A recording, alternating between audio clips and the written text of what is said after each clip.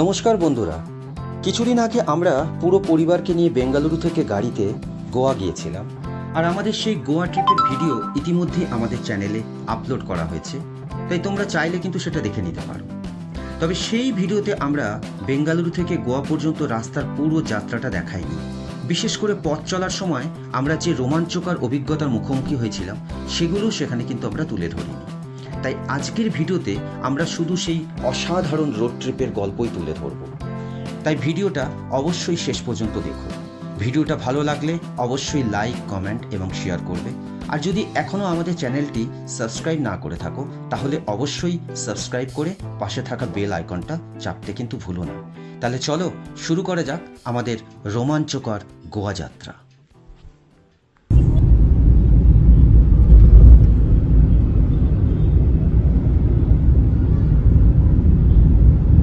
ব্যাঙ্গালোর থেকে বেরোচ্ছি, এক্সিট করছি। এই যে মাইসোর রোড।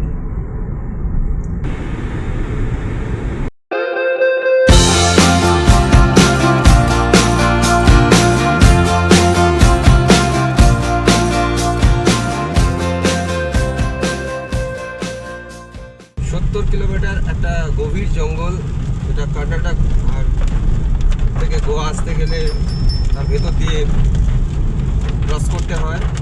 এই জঙ্গলটা এখান থেকে শুরু হলো। এটা 70 কিলোমিটারের জঙ্গল, গভীর জঙ্গল। জঙ্গল যা শুরু হয়েছে, যত এগাবো তত এটার গভীরতা, ঘনত্ব বাড়তে থাকবে। ফরেস্টের মধ্যে দিয়ে যাচ্ছি আমরা। এতটা রাস্তায় এই একটা গাড়ি দেখতে পাচ্ছি, তাও আবার আমার অপোজিট ডিরেকশন থেকে আসছে গাড়ি।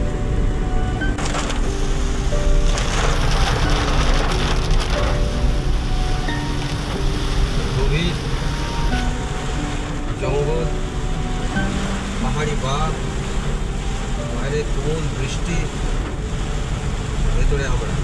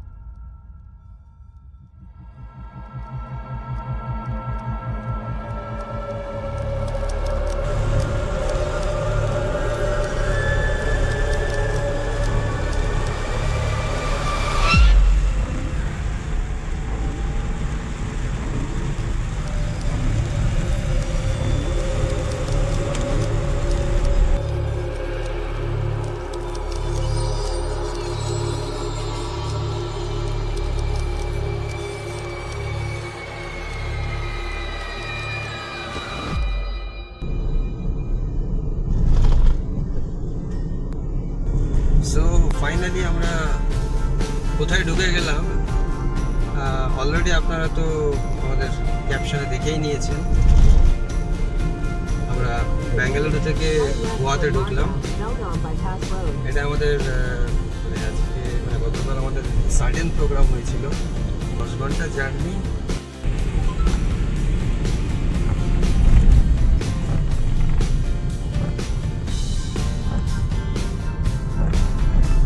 ট্যানেলের ভেতর দিয়ে যাচ্ছি, জানি না এটা কোন tunnel. Biker Goa journey Bangalore থেকে এটা আমাদের লাইফের ফার্স্ট। এই জন্য এই মুহূর্তে ট্যানেলের নামটা বলতে পারছি না। ট্যানেলটা শেষ হচ্ছে, আবার সামনে দেখছি আরেকটা ট্যানেল আসছে।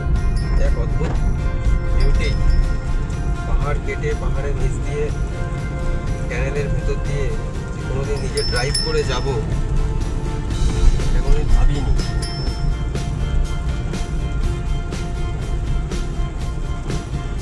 সেকেন্ড ট্যানেল,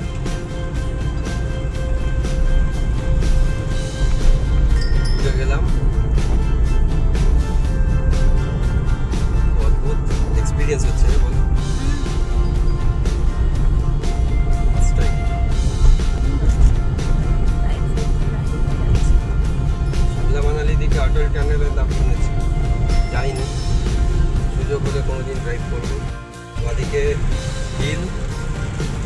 সামনেও হিল, মাঝখান দিয়ে দেখুন পাহাড়ি পথের মধ্য দিয়ে আমরা যাচ্ছি। গোয়া বলে না, এই জন্য এমন একটা জায়গা যেখানে হিলটাও পাওয়া যায়, ফরেস্ট পাওয়া যায়, আর সি তো আছেই। দেখুন কি অদ্ভুত, কি দারুণ লাগছে বলো। বর্ষাকালে স্লাইডিং হওয়াটা খুব অস্বাভাবিক। ব্যাঙ্গালোর টু গোয়া, এই যে যে জায়গাটাতে যাচ্ছি এটা হচ্ছে গোয়ার মানে কি বলবো, one of the best beach, তাই কি না? এটা হচ্ছে গোয়ার বেস্ট বিচ। বিচটা নাম হচ্ছে, অনেকেই জানে আর আবার অনেকে হয়তো জানে বাট এক্সপ্লোর করেনি, এখন অব্দি আসা হয়নি। এটা বিচটার নাম হচ্ছে পালোলেম বিচ। এটাকে অনেকে কানাকোনা, লোকালে কানাকোনা বিচও বলা হয়। পালোলেম নামেই জেনারেলি এটা পরিচিত। ফরেনাররা প্রচুর আসে সিজনে, জানি না এখন কি আছে, তবে এখন তো অফ সিজনে ইন্ডিয়ানরাই বেশি যায় বেসিক্যালি।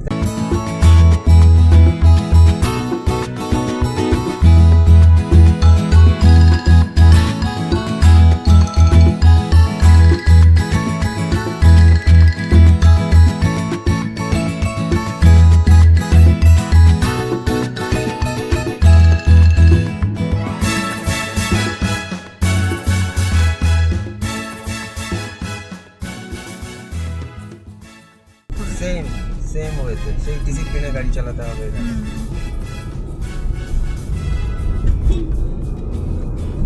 তেমনি দুপাশে দেখো একদম টপ ফরেস্ট। ওয়েদারও আজকে খুব সুন্দর। গোয়াতে মনসুন, গোয়া অ্যাকোয়াটিক প্লেস, এখানে মনসুন হলেও কোনো প্রবলেম নেই। তারপর বৃষ্টিতে ভেজো, যে জলে ভেজো, ব্যাপারটা তো একই। দেখো দূর থেকে পাহাড়ের বিউটিটা কি লাগছে। গোয়া এসে পালোলেম না আসলে বেকার। গোয়ার যে বিউটি সেটা পেতে গেলে সাউথ বিচে আসতে হবে। মরজিম, অসীম, প্যাটনেও দারুণ বিচ, ছোট্ট বিচ কিন্তু দারুণ। ইয়েটা আর গোলগিবাগটা তো গোলগিবাগা, হ্যাঁ গোলগিবাগাও খুব ফাইন। এগুলো হচ্ছে বিউটিফুল বিচ। ও এই রাস্তাটা যতবার যাই না, এই নিয়ে যে আমাদের কতবার হলো নিজেরাই কাউন্ট করতে পারবো না, বলো।